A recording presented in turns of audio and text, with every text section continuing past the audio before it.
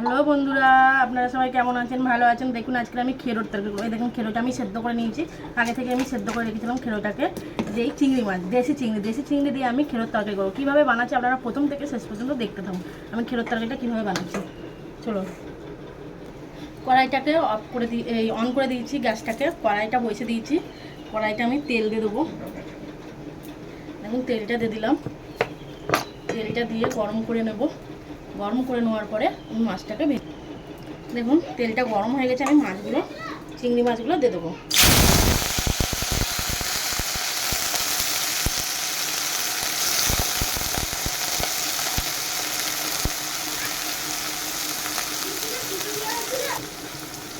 নুন দিয়ে দেবো, হলুদ দিয়ে দেবো,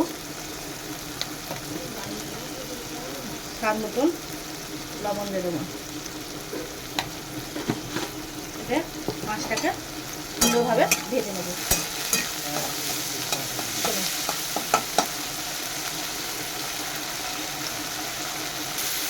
চিংড়ি মাছগুলো আমার ভাজা হয়ে গেছে। আমি চিংড়ি মাছগুলো তুলে নেব।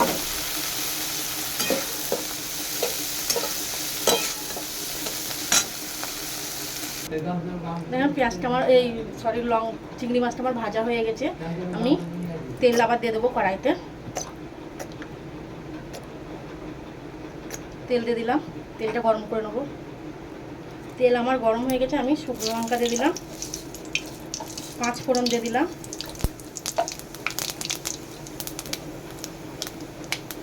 পেঁয়াজ দিয়ে দিলাম, সাথে কুচানো আলু দিলাম। সবজিটা নেড়ে করে নেব। এবং এগুলো সবজিটা নেড়ে করে নেব। পেঁয়াজটা আর আলুটা আর একসাথে আমার ভাজা হয়ে যাবে। আমি মশলা দেবো কাঁচা লঙ্কা, আদা আর রসুন আমি পেস্ট করে নেব। এভাবে পেস্ট করে নেব। মশলাটা পেস্ট করে নিই। দেখুন আদা রসুনটা আমার আদা রসুন আর কাঁচা লঙ্কাটা পেস্ট হয়ে গেছে। চলুন আলুটা কত হলো দেখি না। আলুটা হালকা হালকা ভাজা হয়ে গেছে দেখছেন।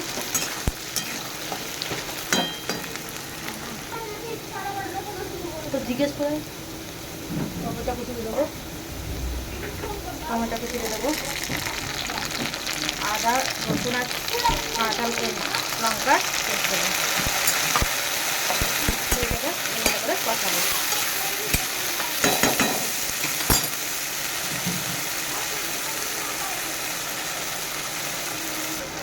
স্বাদ মতো লবণ দেবো।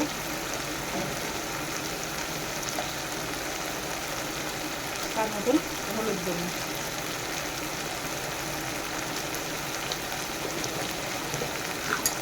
এই সবজিটা আমি আবার নেড়ে দেবো।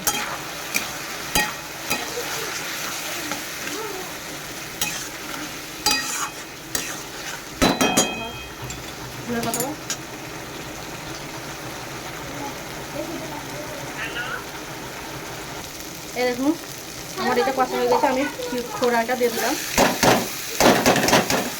খোড়াটাকে দিয়ে নেড়ে দেবো। কষে নেবো। খোড়াটা তো আমার সেদ্ধ আছে। আলুগুলো সেদ্ধ হলে আমার তরকারি রেডি।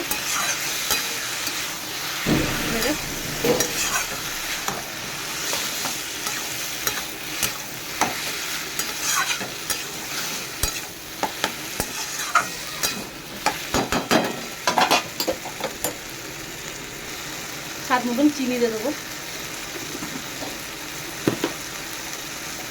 আর এই জিরে ধনে গোলমরিচের গুঁড়োটাকে দিয়ে দেবো।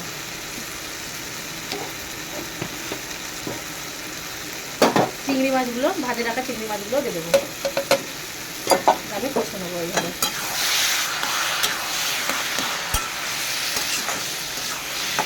তরকারি আর একটুখানি করলেই হয়ে যাবে। আমি জল ব্যবহার করবো না।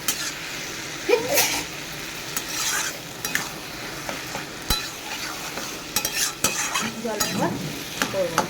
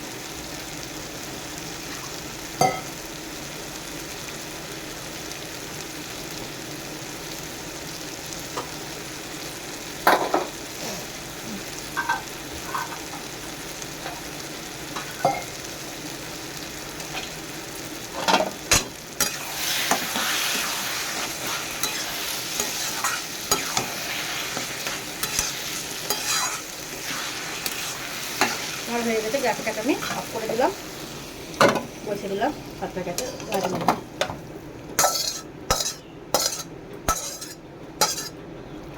দেখুন আমার রেসিপিটা আমার হয়ে গেছে। আপনাদের যদি ভালো লেগে থাকে please like comment share follow করে দেবেন আমাকে। ভালো থাকবেন, সুস্থ থাকবেন। এখানেই ভিডিওটা আমি শেষ করছি।